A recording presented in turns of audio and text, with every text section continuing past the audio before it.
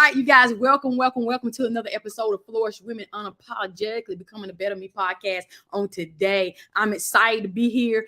It seems like it's been forever since I've been before you guys, since you guys had an actual opportunity to hear my voice and me do an episode. I've been bringing guests on and different people, but you guys haven't had the opportunity just to hear me. But you won't be hearing me today. I do have a guest on today, so I'm excited about the guest that's coming on. But before I bring her to the platform and introduce her to some people and present to some others, I want to read her bio. Her name is Angela Legh, and she is a phenomenal woman that's flourishing in this earth, doing some mighty things, not only in the natural, but in the kingdom as well. And God is well pleased with her. So we present her, today. We crown her because she deserves to have the crown on her head, because she's a woman that's flourishing, that overcame many things and helping other women to overcome, and not just women, helping them to be better mothers, helping them in parenting, helping them in so many different things. But you guys will hear more about that later when I bring her up and I begin to ask her questions. As we go through our interview, you'll find out more. So I want to read her bio,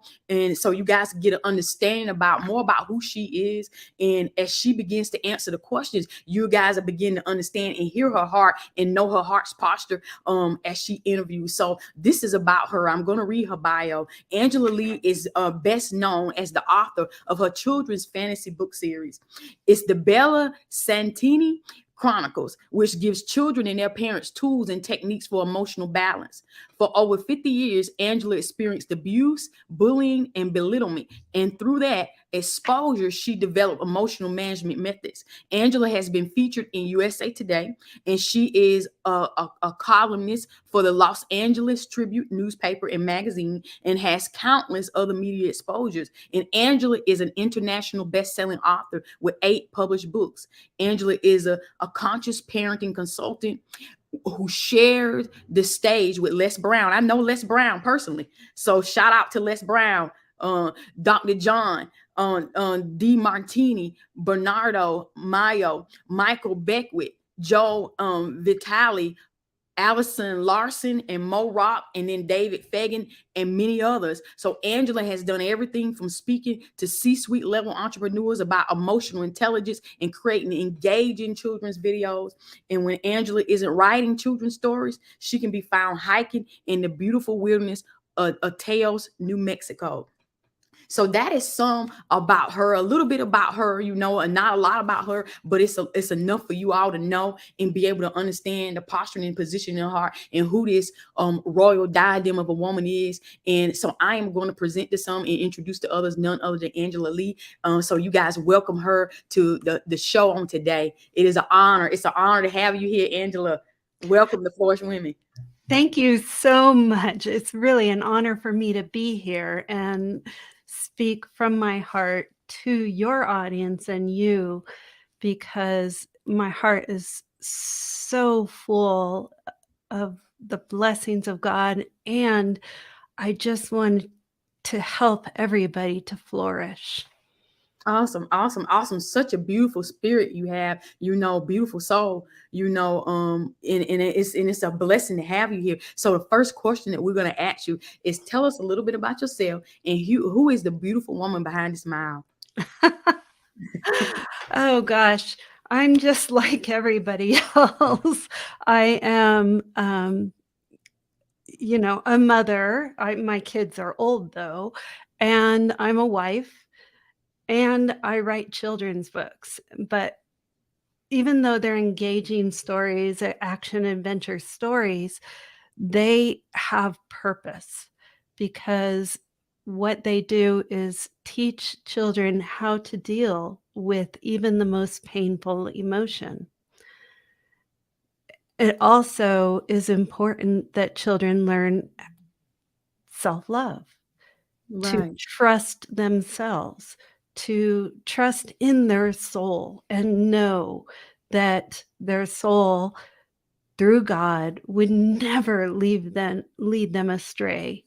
And so trusting those intuitions from the soul and loving themselves is so key.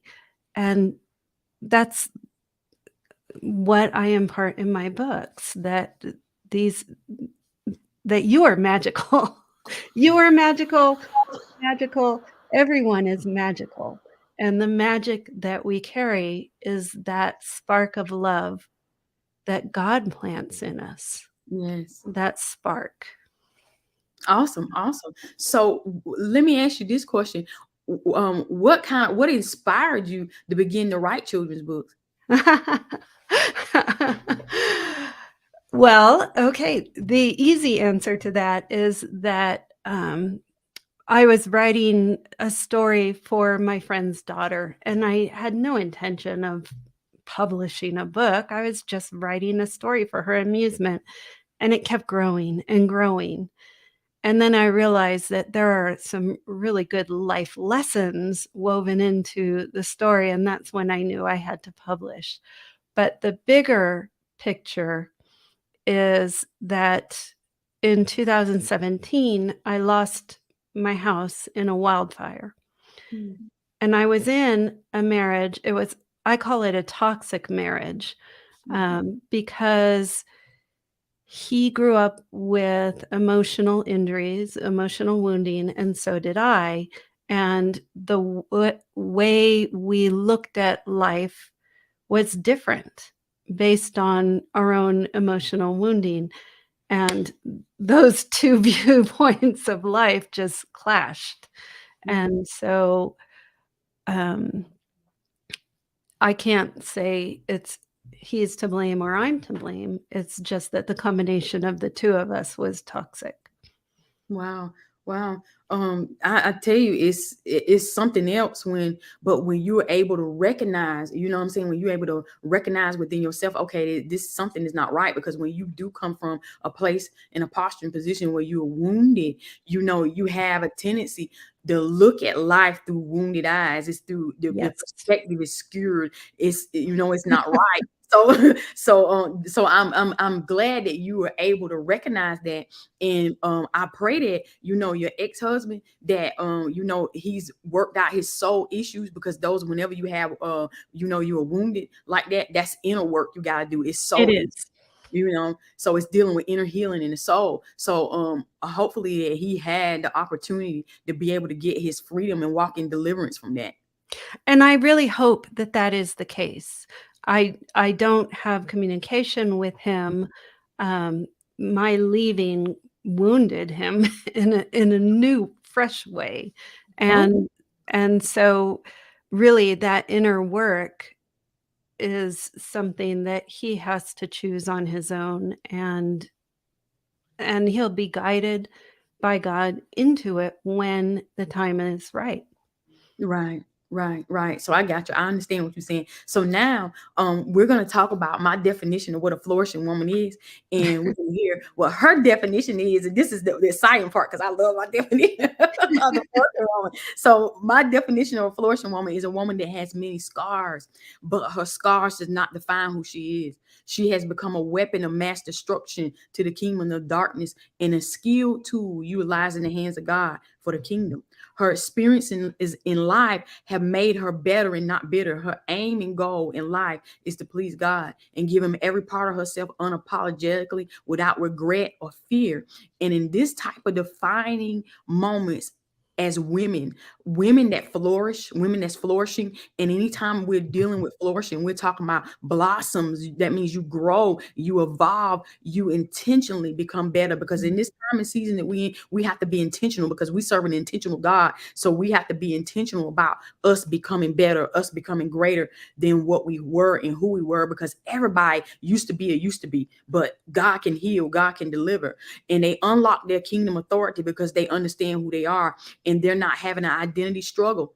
Nor are they envious or jealous of others. They collide with God's purpose, and they move into a greater destiny. So how do you define yourself as a woman who understands her kingdom authority and her assignment, as a woman who is flourishing, not envious or jealous of other women? How are you able to do your assignment and move in that arena? Well, I love humanity, and it doesn't matter to me Come on. where you are in your path. If you are still caught up in victimhood and hate and even committing crimes, you are still a beloved soul. Yes. And what I aspire to do is see the person through their soul rather than through their circumstances. And so, yeah, everyone is magical. That's all. Oh, that's true. And because what I hear you saying is everybody can be redeemed if they, if they want, they can If be they redeemed. Well, and it comes down to choice. Yes. It's always a choice. And, when you're stuck in your life and you think, "I don't have any choice," that's because you are wearing the filters, the blinders that it could be you put on, it could be filters and blinders that other people handed to you, and you're judging your circumstances through those filters. But when you can shift into, um, there's a clause in the Talmud that says, "We do not see the world as it is, we see it as we are." Right. Right. And to me, what that means is we see it through the filters that we carry. Right. Right.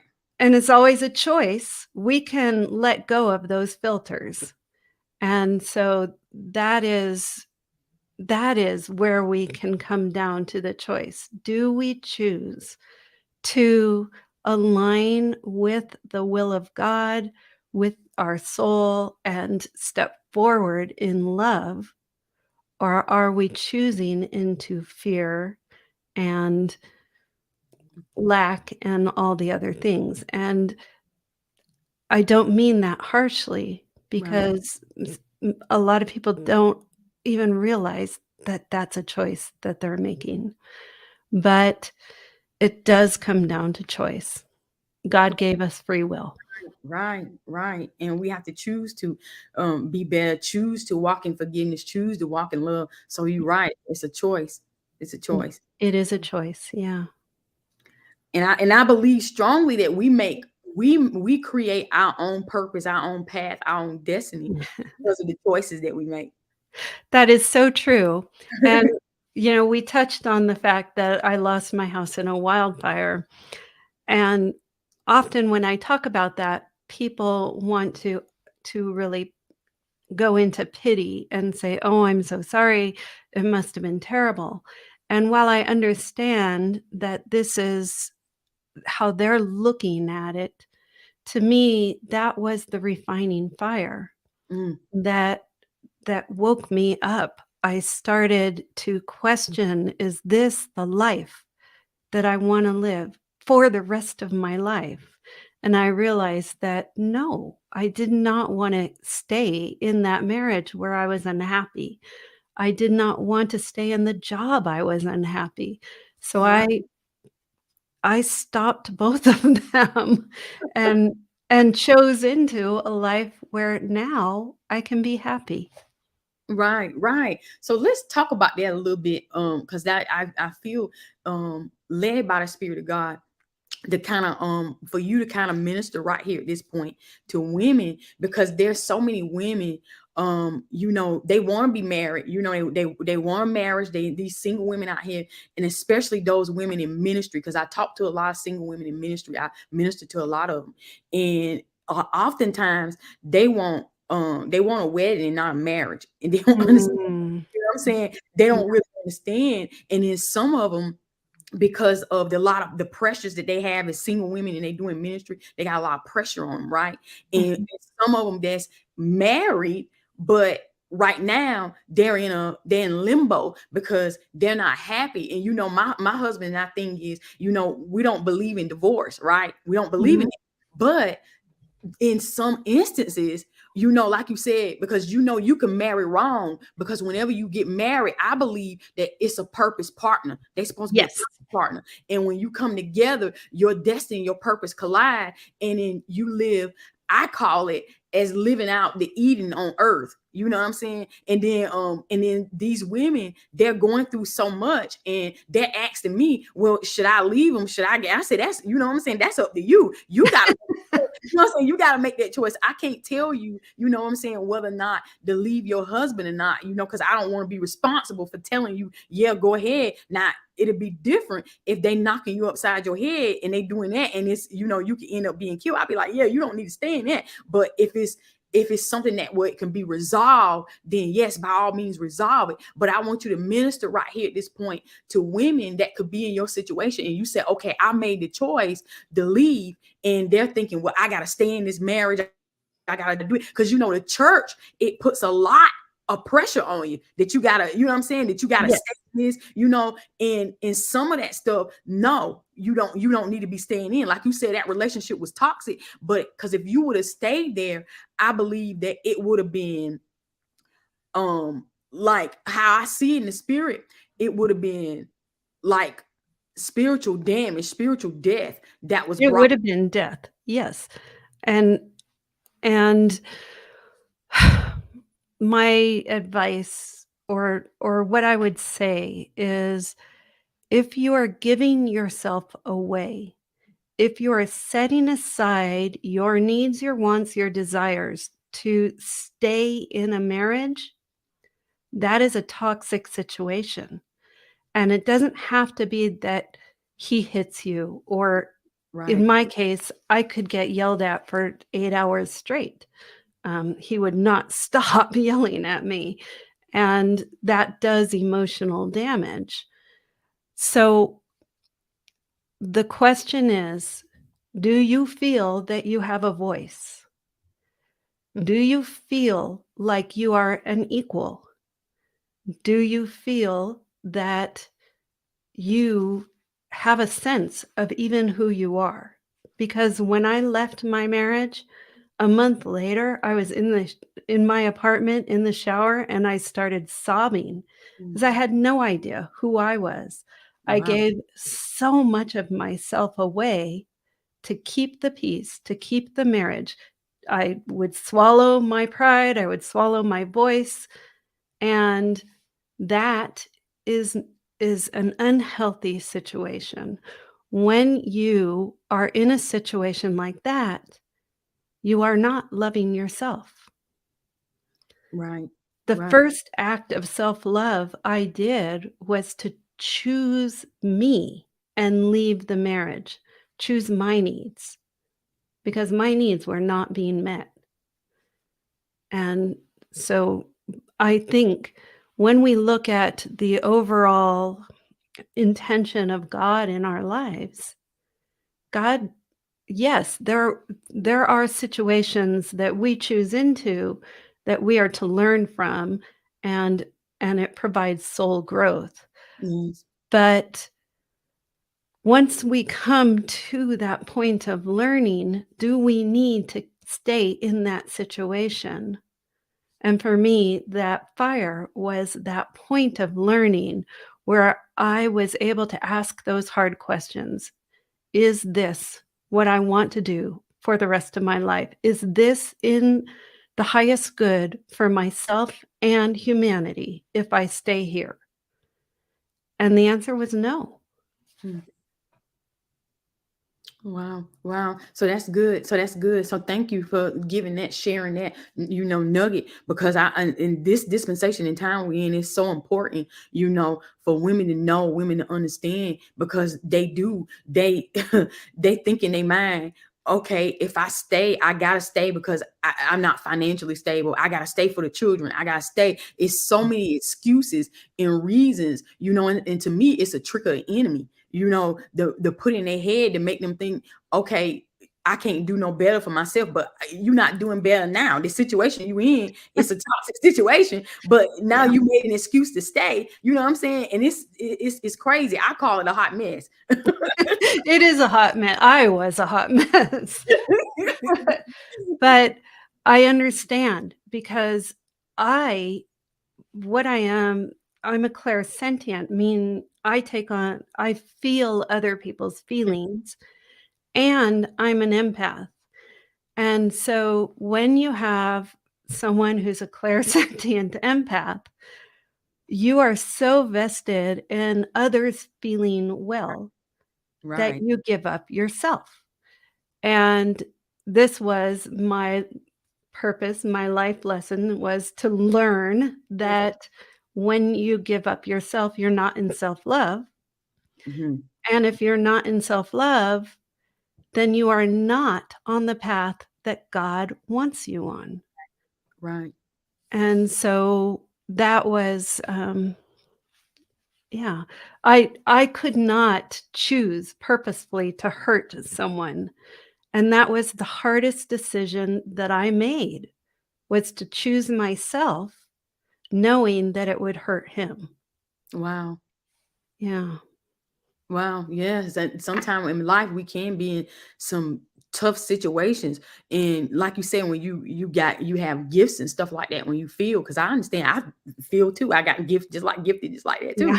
It's the feel, and you don't want to hurt people, but it's because what I've learned to do as a licensed clinical psychologist, because that's what I do. I deal with people, so many people, I've trained my emotions to be, my mind to be stronger than my emotions, right?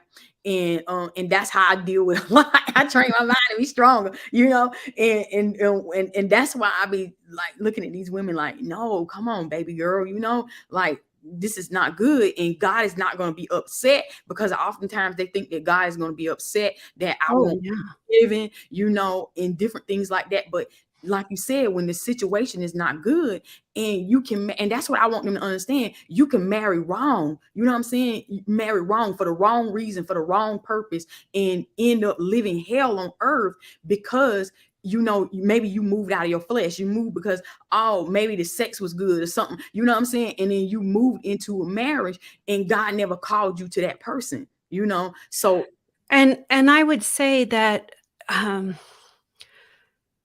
there are really no wrong choices, because from a soul perspective, it's all experience, it's all learning, it's all knowledge. And so even if it isn't, I know God wants us to flourish. right, right, right, But if we make a choice into a situation where we're not flourishing, what God wants us to do is learn right. and then choose. Right. Absolutely. Absolutely. So it's all comes down to it. Ladies, is a choice. The choice that you got to make, the decision, you got to ask yourself those hard questions, when it comes to those type of situations. And I so love God, how he got us on this on this path to talk about this. So it's some stuff that needed to be said, that needed to come out on here today, because it's some people that's listening that need to hear it, and you need to understand. So I bless God. That's why we give room for the Holy Spirit to move on this show, and he have his way, because it's always subject to change due to the Holy Spirit. Yeah. And I'm moved to say that, even though in my case, I didn't wanna leave him because I didn't wanna hurt him. Right. What I came to the wisdom that came to me later was that my staying also hurt him, because I judged his behavior. And so it's not really that you are choosing to hurt the person. They are making the choice to be hurt or not. Mm, mm. You are choosing for yourself. Okay. Awesome. Awesome. Awesome. Awesome. Awesome. Thank you for sharing that. Now, you talked about, I don't even have to ask you this question, because we kind of came back into this this question, into this next question.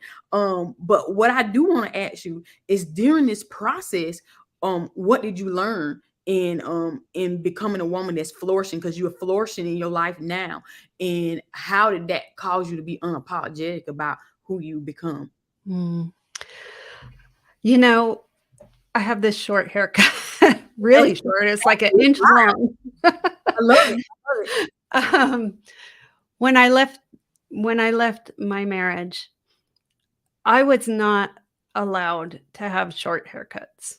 I was not allowed to color my hair in a like, I have pink tips, and I was not allowed to play with my hair in that way.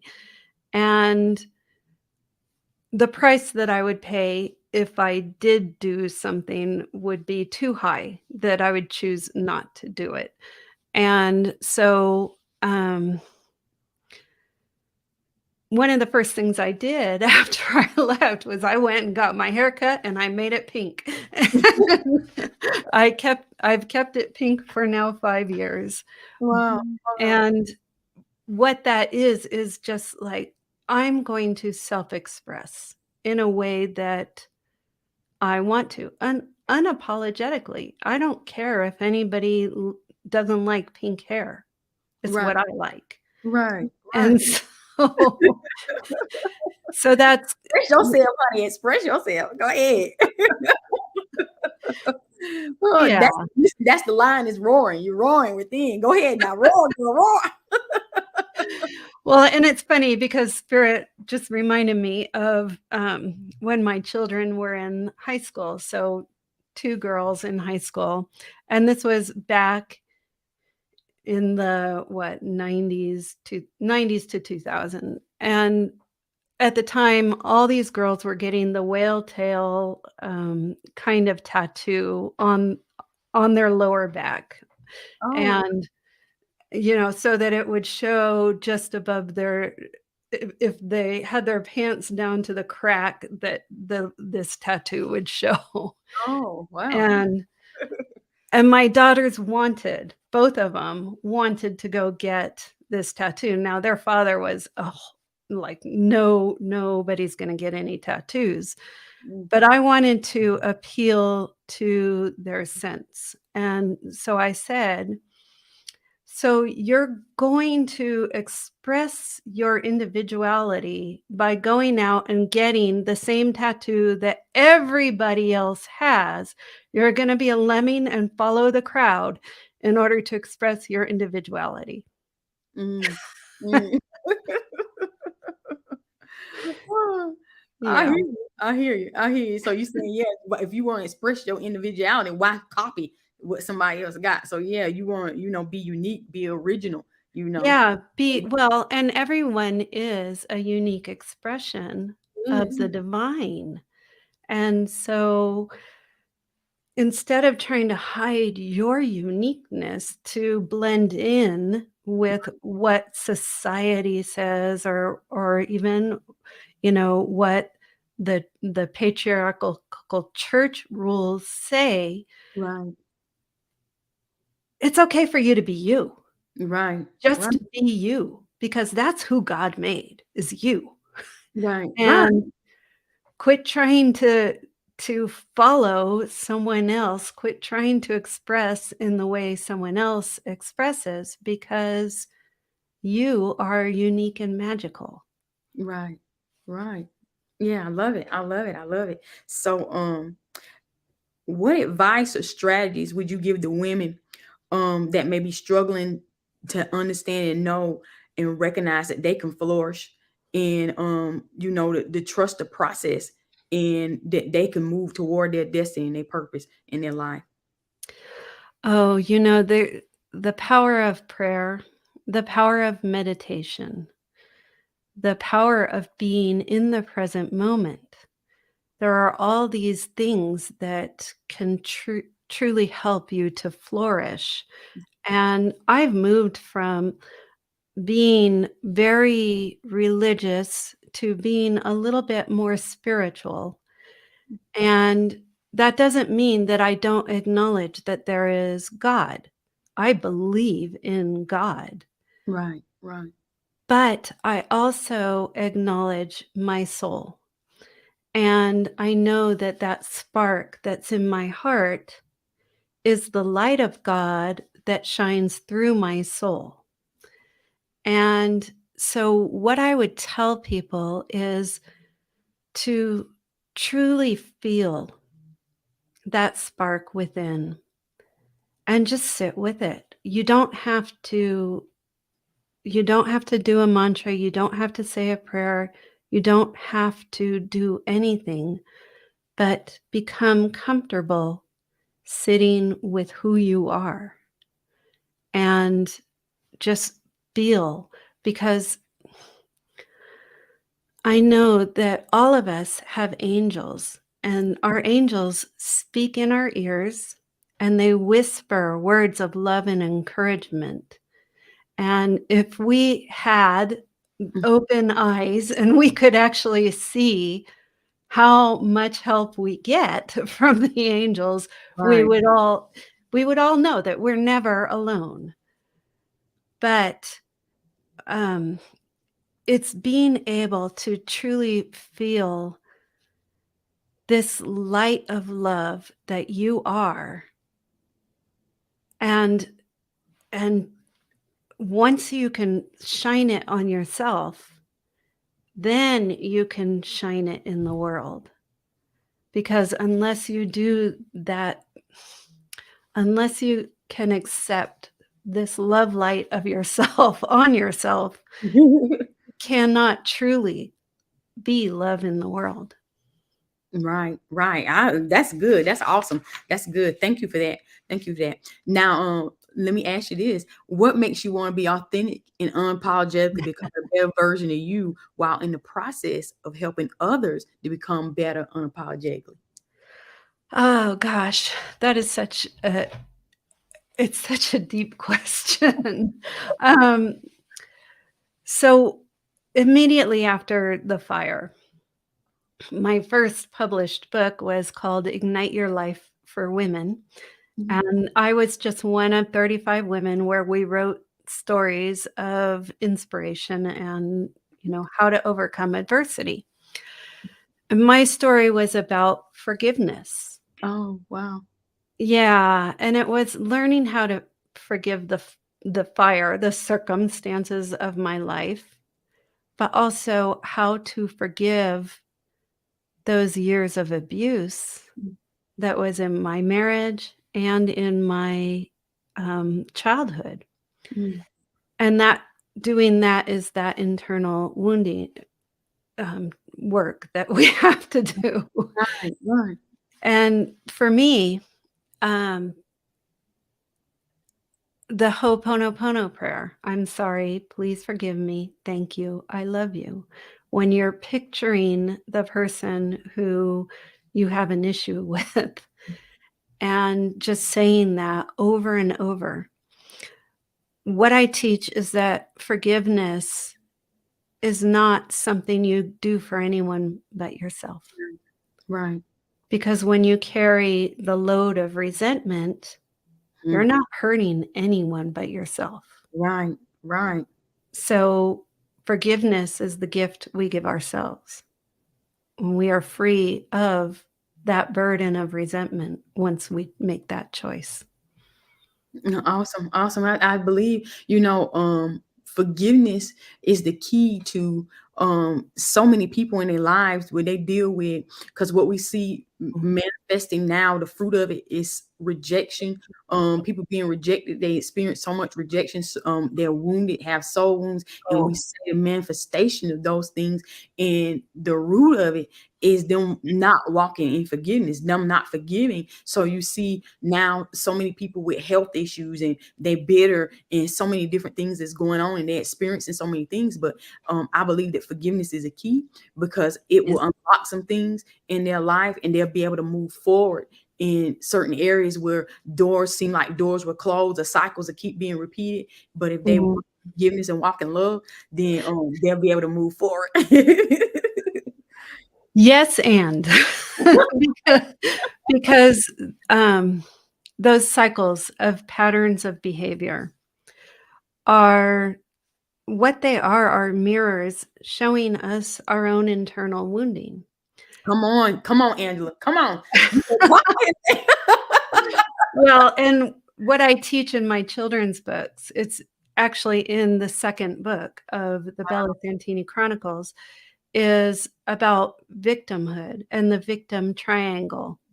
Come on. Because the victim triangle is the persecutor, the Yes. victim, and the rescuer. Yes. Yes. And if you're in any of those roles, you're part of victim energy. So when I can really explain it in my former marriage. Mm, My husband would scream at me for hours over some slight he thought I did. mm, I would take it until I couldn't, and then I would retaliate. mm. So first I'm the victim and he's the persecutor. Right, right, Then when I retaliate, he's the victim, I'm the persecutor. And the next day I would think of all the reasons, all the things that we should have done differently. I was the rescuer, and all of those times I was still in victim energy. right. And the way to step out of victim energy is to take responsibility. Come on, come on. So instead of pointing the finger in blame at someone else and saying they did that, you point the finger at yourself and you say, I'm reactive to what they did. Right, And this is a truth because you are reactive. So it's not like you're lying to yourself or you're not taking on someone else's stuff. You're right, just saying, no, I'm reactive. There's a part of me, there is energy from some past wounding that is responsive to this behavior. right. So once you take responsibility and you say, no, this reaction is mine, Hmm. Yeah. you have taken power back. Right, right, Anytime you're blaming, you're giving all the power to someone else. They're responsible. You have no way of changing it. They have to change or else it stays the same. When you take responsibility, you take your power back right, and you have the ability now to do that internal work and heal that issue. Then it'll come up again, but in a less intense form. And so you repeat the cycle, but as each time when you take responsibility and then heal, it's like peeling an onion. You don't like heal it with one try. right, So, right, right. yeah, some of these wounds are very deep. And Yeah, so it's it layers. is Yeah, very much. Yeah. So as you peel that onion, you experience it again and again. But each time, as you take responsibility and then go to heal that new layer, it becomes less and less in your life. So I went from deep victimhood to not being a victim at all wow. because I was able to make those choices and make those changes. Awesome, awesome. I tell you, awesome. So I'm telling this is good. This is good. I'm telling oh, I'm enjoying it. I'm enjoying it. Now, there is some topics that you like to talk about. Now, out of the topics that you would like to discuss, what topic would you choose to discuss? Because I know you got public speaking, you got conscious parenting, the parent Uh, promise, you got emotional intelligence. That's one of my favorite. What I like to teach on too. well, let's talk about that because that is the basis for everything. Yes, yes. Yeah. And we've been actually talking emotional intelligence most of this program. Um, yeah, what my children's books do is give parents who read the books to the children and their children the tools they need to be emotionally balanced. And when you think about, I have to go back to my childhood to really illustrate this. Um, My father was a raging alcoholic, Mm, and he was abusive. mm, The things that I took so we grow up in these circumstances and we make decisions about who we are based on the filters that the adults are giving us. So my father had the victim filter, he gave it to me. mm, He had anger and he had rage and all of these things. My little girl take on this is anger is bad. No one should experience anger. It's horrible, it's rageful, it's bad, and I will never be angry. mm. But the other thing I learned is I wasn't worth anything. I was valueless. Mm. And when I think about my father screaming at me when I'm a little girl, telling me I'm not worth the dirt under his feet, Oh, wow. that I can I can rewrite that story because if I if I imagine in front of me my father screaming at 4-year-old me and telling me I'm not worth the dirt under my feet, as an adult, I can see a whole different dynamic because as a child, I think my father knows everything. I think my father is the authority. So I Right. believe what he says. But as an adult looking at this, a drunken father screaming at a 4-year-old, Right. am I gonna believe what he says? No. Right. Right.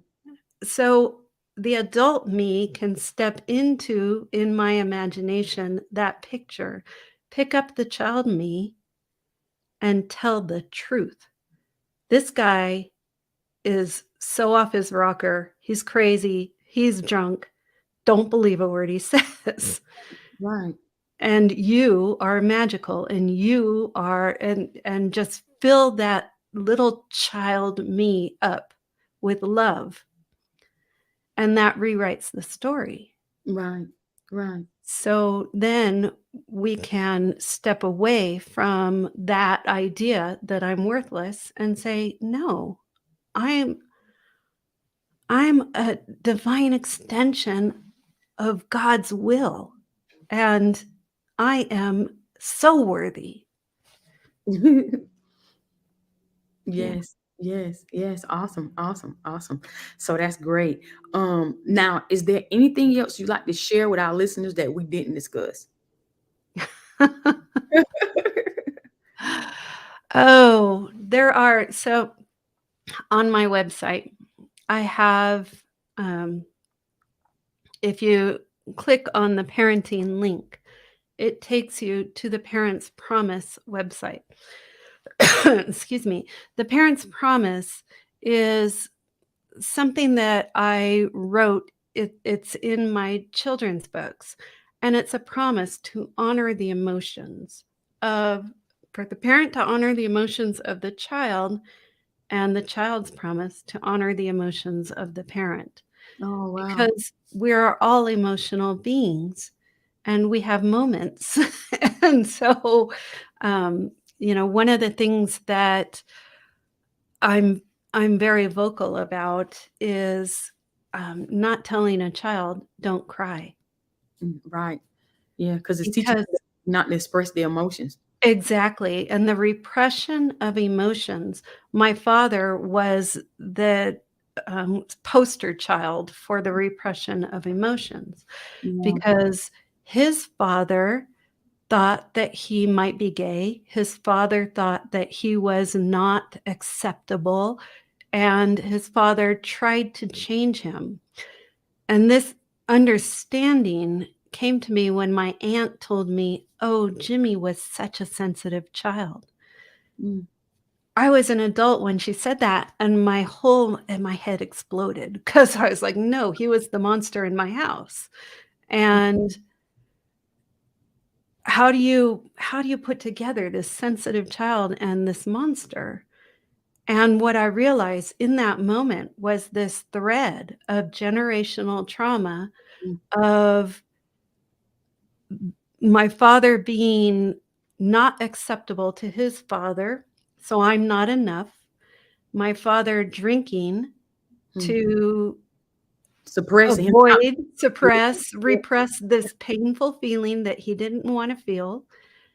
But while drinking, his behavior caused him to be a not good enough father, and it was just this cycle repeating over and over and over again, and how do we be the one to stop that cycle? And the answer to that is learn how to diminish your emotional triggers and learn how to face your emotions and love yourself. Yes, yes. Yeah, say that again. Tell them those again. Learn how to undo your own emotional triggers. Learn how to face all of your feelings. And I'll give you a tool, and love yourself. So the feelings tool. Mhm. This is also taught in my children's books. Um, Feelings are biochemical reactions in our body. And the biochemistry of a feeling is about 90 seconds to 2 minutes. But we all know that we have these feelings that go on and on and on. The reason our feelings are extended is because our minds become focused on the story of what happened. Right. And our mind starts saying, it's not fair. He did that. That happened. I hate it. I don't want to feel this way. All of these stories of our mind prolong our exposure to the feeling.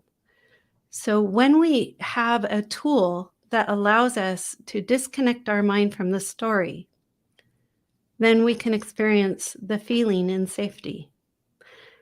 So that tool is what I call focused attention. Mhm. You focus only on the feeling. And when you put all of your focus on the feeling, you're noticing where it is. How strong is it? What does it feel like? Is it a color? Just feel the feeling and then acknowledge the feeling. I'm feeling sad. And then allow the feeling. Give yourself permission to feel what you feel. That's it. Right. Few I call minutes it later, mindfulness. it is mindfulness, yes, and there is a depth to it because, that those stories of our mind keep us embroiled in the pain of the feelings.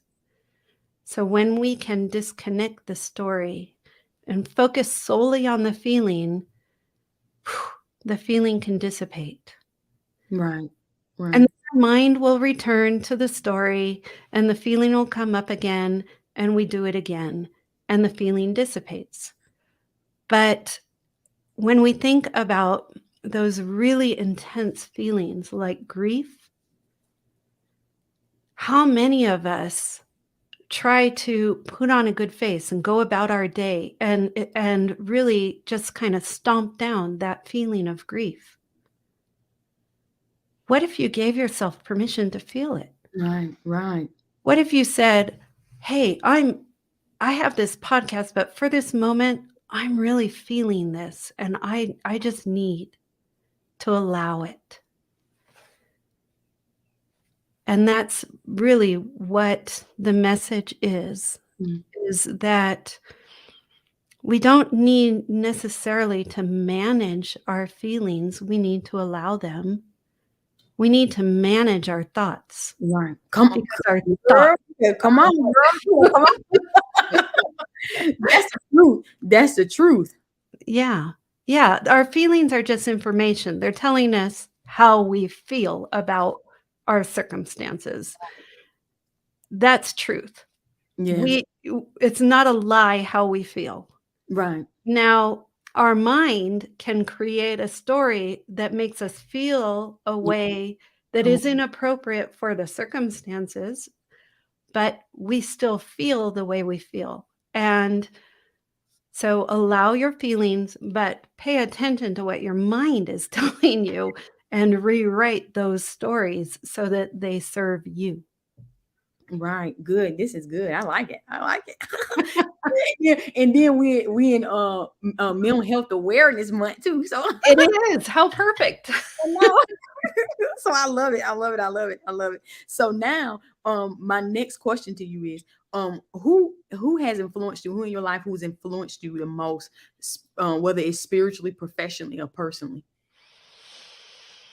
Hmm. And this is gonna sound kinda weird, but, um, I remember telling my aunt that I felt this really deep connection to Archangel Gabriel.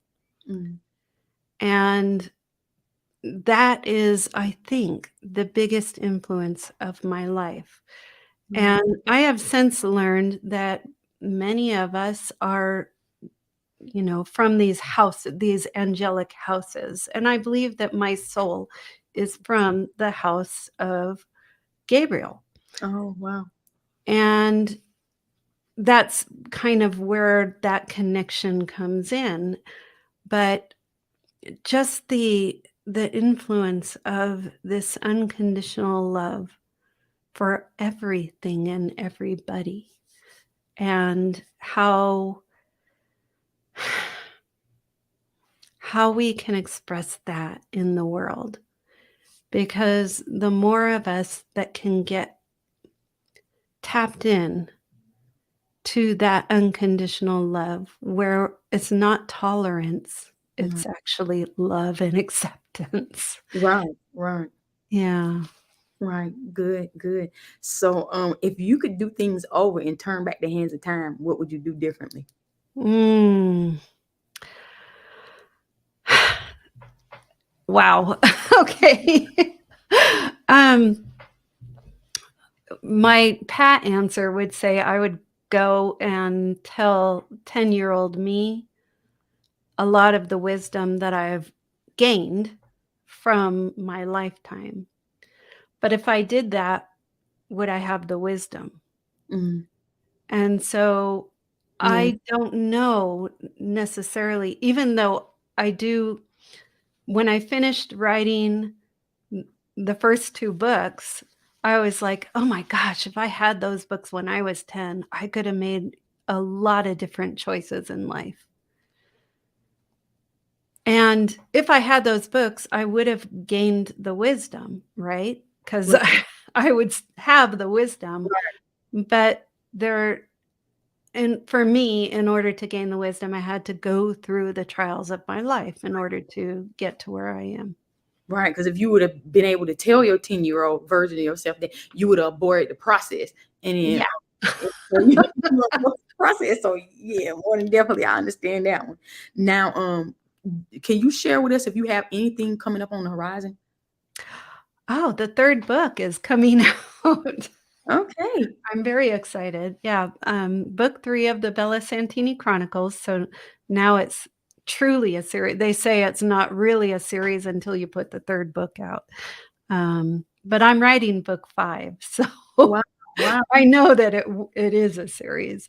Um, but that one comes out in the next, 45 days. Oh, wow. Okay. Awesome. Awesome. I'm gonna have to purchase purchase some because I can use them for my practice when I work with children. Aw, I Yeah. love Yeah. that. So yeah. So yeah, and then let some of my other friends know too that's in mental health. So yeah. So yeah, I think that'll be pretty cool. Now, thank you so much for sharing your amazing story and journey with us. Can you please share with our listeners how they can stay connected with you and support the things you're doing? You can share your social media handles, your website. Yeah. I am on Instagram and Facebook and Pinterest, and it's all under Angela Legh, AngelaLeghh. And on Instagram and Facebook, it's Angela Legh Author. Um, my website is angelalegh.com, and you can access any of those social sites directly from my website. Plus, there's for parents, if you click on the parenting link on my website, it takes you to the Parent's Promise, which is really my conscious parenting um, arm of what I do. And there's resources. So on the resources tab of that website, there's guides for easing anxiety in your child, easing depression in your child, um, knowing what the signs of suicide are and what you can do about it. So these mental health guides are there. There's meditations. And there's links to my parenting articles that are in the Los Angeles Tribune. Okay, awesome, awesome. Thank you for sharing that. It's been such an honor and pleasure to have you here, Angela. I'm telling you, you are more than definitely a woman that's flourishing. I crown you today. Aw, thank you. You are beautiful, and you guys more than definitely support the things that she's doing. That website is angelalegh.com, and I want you guys to go and support, especially with parents. You need the help, the regulation of the emotion of your child when they're going through things and they're struggling in school and they don't really know how to express their emotions. You guys can go to the website, order the books, read the books, so your children can And they're fun. right, understand how to regulate their emotions, because sometimes children, especially preschool age children, kindergarten age children, they don't know how to really explain. It'd be good for them, and especially some of you therapists out there, and you can use that for your practice when you're doing play. If you I don't know if you do play therapy, but that's a part of what I do, with the children and helping them to understand. But I think it's some great resources, some great tools, so you guys go and check it out. And again, thank you so much, Miss Angela, for being a part of Flourish Women Unapologetically Becoming a Better Me podcast. It's been an honor to have you here. I salute you in the name of Jesus. And thank you to your audience, to the audience that's always listening and following us. We appreciate you guys. I love you guys so much from the top, bottom, and center of my heart. And remember, you guys, we rise by lifting others. Peace out, you guys. Peace.